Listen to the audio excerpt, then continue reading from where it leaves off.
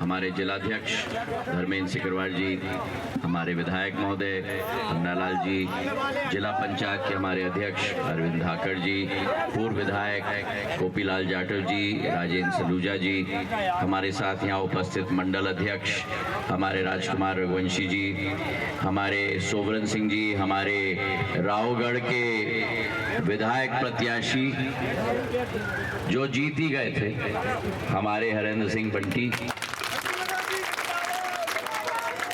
हमारे साथ आए समस्त कार्यकर्तागण, स्थानीय श्रीमती बबीता देवेंद्र सिंह जी, बुंदेल सिंह जी यादव जो हमारे साथ आए हुए हैं, हमारे मिट्ठन सिंह जी, नीरज निगम जी, सुरेंद्र सिंह जी, वीर सिंह जी, प्रताप सिंह जी, मोकम सिंह जी, बंता प्रसाद जी, दुर्गा दंगल सहेरिया जी, रणधीर सिंह जी, विपिन सिंह जी नेठाई, मेहरबान सिंह जी, रघुवीर सिंह जी, राम बाबू सिंह जी, सुरेश सिंह जी, बंटी खामखेड़ा, सतीश सिंह जी सरपंच देवरी और समस्त हमारे उपस्थित महानुभाव और मेरी इस ग्राम भादौर की समस्त जनता जनार्दन नहीं, मेरे तो परिवार के सदस्यगण जो यहाँ मौजूद। मेरा और आपका एक बहुत पुराना संबंध रहा है, पीढ़ियों से पीढ़ी इस क्षेत्र ने जो अपना आशीर्वाद और बर्दस्त सिंधिया परिवार को प्रदान किया है और सिंधिया परिवार ने पीढ़ी वर पीढ़ी इस क्षेत्र की विकास और प्रगति में नया इतिहास रचा है। आज आपके समक्ष में खड़ा हूं प्रत्याशी के रूप में, लेकिन मैं भूल नहीं सकता 2002 में जब दुख का पहाड़ टूटा था और भादौर की जनता, खामखेड़ा की जनता, बरखेड़ा हाट की जनता, हमारे बरखेड़ा गिर्द की जनता, अमोदा की जनता ने जिस तरीके से बर्दस्त मुझे दिया, आज मैं जो कुछ भी हूं मेरे क्षेत्र की जनता के आधार पर हूं। मेरे भाइयों, हमने और आपने मिलकर 17 साल का सफर तय किया है, विकास का सफर तय किया है, प्रगति का सफर तय किया है। मैं उस भादौर की याद करता हूं जब इसी बरगद के पेड़ के नीचे हम लोग आकर सभा करते थे, पर यहां सड़क नहीं होती थी। गांव के कहावत में कहते थे, शांत हो जाएं आप पीछे,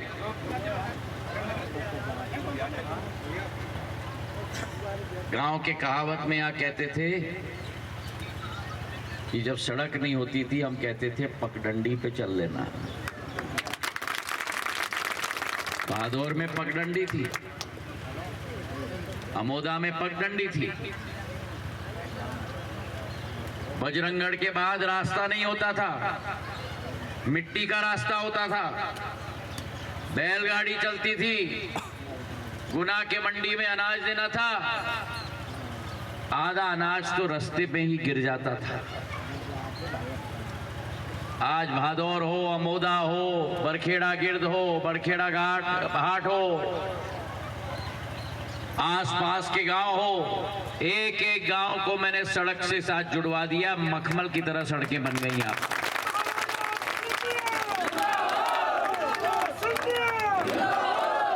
और एक अनाज का तिनका भी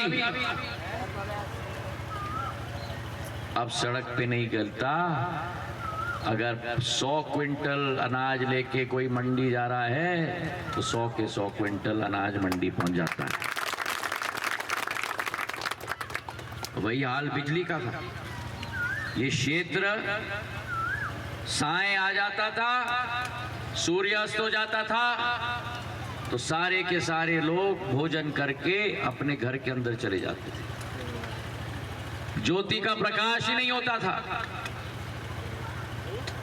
आज जितने खंबे लगे हैं, ये जो आपके सामने दिख रहे हो, बाएं और दाएं दोनों, ये खंबा यहाँ, मोटा तार जब मैं ऊर्जा मंत्री था, एक एक गांव में मैंने सब स्टेशन और खंबा और डीपी और ट्रांसफार्मर लगाकर ज्योति का प्रकाश आप लोगों के यहाँ पर बरखेड़ा गिर्द में मैंने सब स्टेशन लगाया, सिलावटी में, नठाई में, अमोदा में, गटौदा में, परसौदा में अभी बन रहा है, और परसौदा के साथ साथ करौंद में भी बन रहा है। एक एक गांव में सब स्टेशन लगवाना, जैसी कि सब स्टेशनों की बौछार हो रही है, डीपी नहीं सब स्टेशन मैंने आप लोगों के लिए लगवाया, ताकि बिजली पर्याप्त मात्रा में आए। और जहां बिजली आया, पानी आया, वहां बजरंगगढ़ का आरओ भी मैंने बनवाया। नहीं तो फाटक पे आप लोग अटक जाते थे गुना जाने के लिए 4 घंटे। 40 साल की आपकी मांग थी, जब आपने मुझे बताया, आज गुना जाने में कोई कठिनाई तो नहीं। याद है कितनी कठिनाई होती थी जब फाटक बंद होता था, याद है कि नहीं? याद है तो बोलो भैया। हाँ, और गुना का बाईपास मैंने बनवाया। जब ट्रक गुना के शहर से निकलते थे, लोगों को कुचल के जाते थे, आज 13 किलोमीटर का 120 करोड़ रुपए का सुंदर बाईपास बन गया है। आपको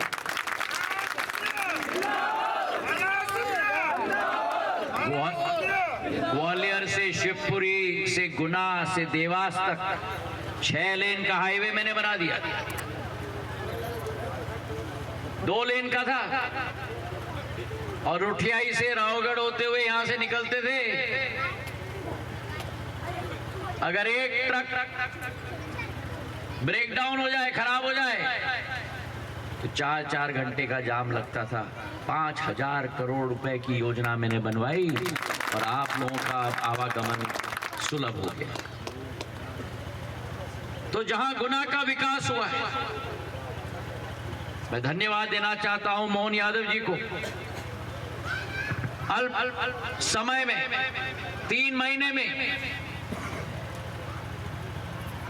टाटिया टोपे के नाम पर कॉलेज गुना के लिए घोषित कर दिया है, ताकि नौजवानों को वहां शिक्षा प्रदान हो। विश्वविद्यालय गुना में, एग्रीकल्चरल कॉलेज, कृषि महाविद्यालय गुना में, मावन में मसाला पार्क, ग्राम हरिपुर में एफडीडीआई मैंने स्थापित कर दी। समग्र विकास, सर्वांगीण विकास, सर्वांगीण प्रगति, जो सिंधिया परिवार का संकल्प है, वो गुना में आज संभव है। और दूसरे तरफ प्रधानमंत्री नरेंद्र मोदी जी का नेतृत्व है,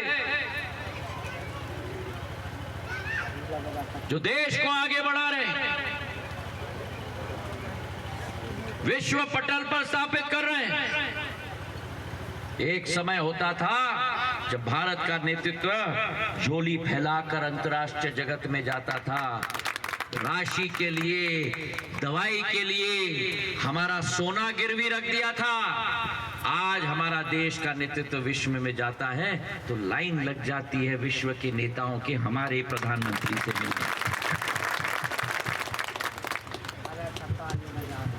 भारत उजागर हो चुका है। जहां एक तरफ प्रधानमंत्री आवास योजना बन रही है, 65 वर्षों में 3 करोड़ घर बने, 10 साल में 4 करोड़ घर बन गए, और आने वाले 5 साल में 3 करोड़ घर हम बनाएंगे। ये हमारा संकल्प। घर घर में आयुष्मान कार्ड आज सभी को मिला है कि नहीं? किस किस को मिला है? हाथ उठाओ। किसी प्रधानमंत्री ने नहीं सोचा था कि अरे आ जाएगा तुमको अम्मा। केवल प्रधानमंत्री नरेंद्र मोदी जी ने आपके बारे में सोचा। एक एक व्यक्ति को आयुष्मान कार्ड देकर 5 लाख रुपया का पूर्ण कवरेज स्वास्थ्य का आपको दिलवा दिया। कितने लोग हैं? जरा हाथ उठाओ, इनको कार्ड मिला है।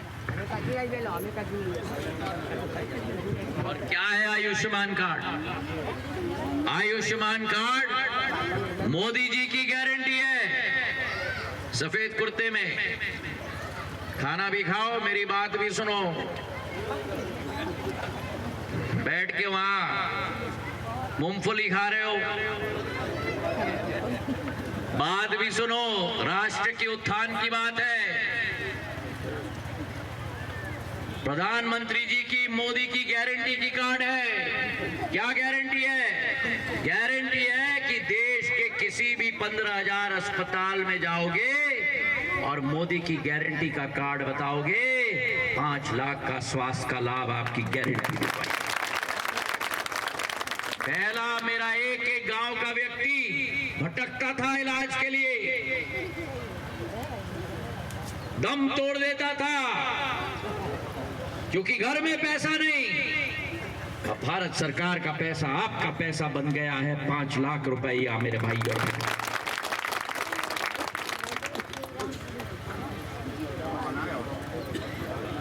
ये हॉस्पिटल हमारा भादौर का कितना सुंदर अस्पताल, क्या कला लगाई है इसके अंदर। इतना सुंदर अस्पताल भादौर में प्रधानमंत्री नरेंद्र मोदी जी की देन है मेरे भाई और बहन।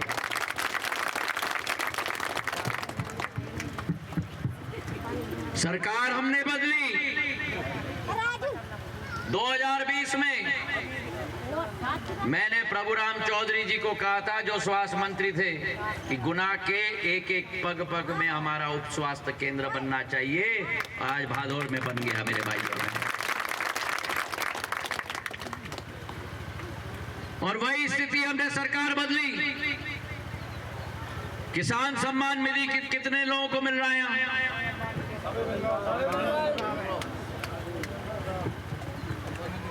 6,000 रुपया मोदी। आपको नहीं मिल रहा तो उठाओ, मूंगफली तो खा ली, अब हाथ भी नहीं उठा रहे।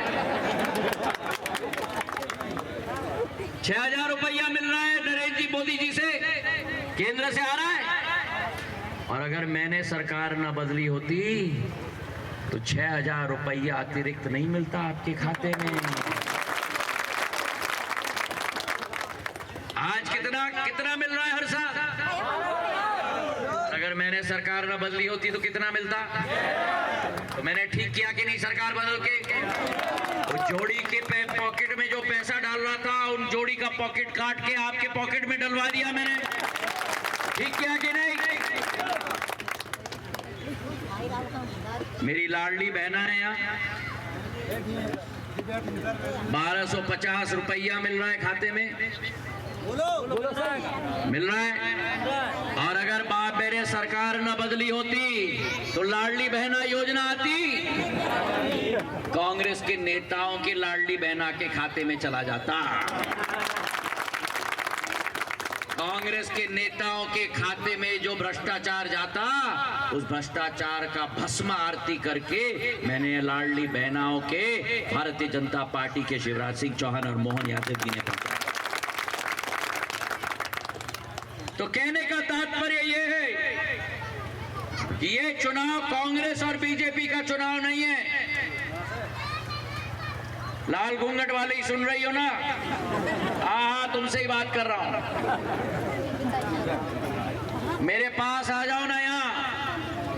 मातृ शक्ति का समय है। प्रधानमंत्री ने नारी शक्ति वंदन अधिनियम पारित करके 33% महिलाओं को संसद में भेजने का निर्णय ले लिया। अब मेरी महिला संसद में बैठेंगी, जो घर चलाती हैं, जो सरपंच बनती हैं, वो अब देश भी चलाएंगी मेरे भाई और बहन। तो ये चुनाव बीजेपी और कांग्रेस का नहीं है, ये चुनाव भारत माता की अखंडता को बनाए रखने का चुनाव है। और हम सब भारत माता के बच्चे हैं कि नहीं? जिस व्यक्ति ने 500 साल का सपना, रास्ता बना दो 500, आओ अम्मा, 500 साल का सपना। मुगलों ने जो अयोध्या में राम को नष्ट कर दिया था, उसे दोबारा स्थापित करने का सपना मेरी आजी अम्मा ने राम मंदिर की मांग रखी थी। उस सपने को पूरी करने की क्षमता केवल प्रधानमंत्री नरेंद्र मोदी जी की राम लल्ला की प्राण प्रतिष्ठा अयोध्या धाम में हो गई। मेरे भाई और बहनों, बोलो मेरे साथ, सियावर रामचंद्र की, सियावर रामचंद्र की। तो जिस प्रधानमंत्री ने भगवान राम को टेंट से उठाकर अपने घर में बसा दिया, जिस प्रधानमंत्री ने आपको अपने घर में बसा दिया, जिस प्रधानमंत्री ने आपको गैस का चूल्हा दिलवा दिया, जिस प्रधानमंत्री ने किसान सम्मान निधि दिलवा दिया, जिस प्रधानमंत्री ने काशी विश्वनाथ से अयोध्या धाम तक भारत का झंडा परचम लहरा दिया, उस प्रधानमंत्री के हाथ को मजबूत करोगे? हाथ उठाओ, कमल का फूल बनाओ। ओ सफेद कुर्ते वाले, कमल का फूल बनाओ, ऐसे ऐसे, हाँ ऐसे ऐसे, और संकल्प लो 7 तारीख को बड़ी गर्मी होगी। अरे सफेद कुर्ते वाले उठाए रखो, 7 तारीख को बड़ी गर्मी होगी, पर एक एक वोट डलेगा, एक एक वोट भारत की प्रगति के लिए डलेगा, एक एक वोट मोदी जी के लिए डलेगा, एक एक वोट मेरे लिए आशीर्वाद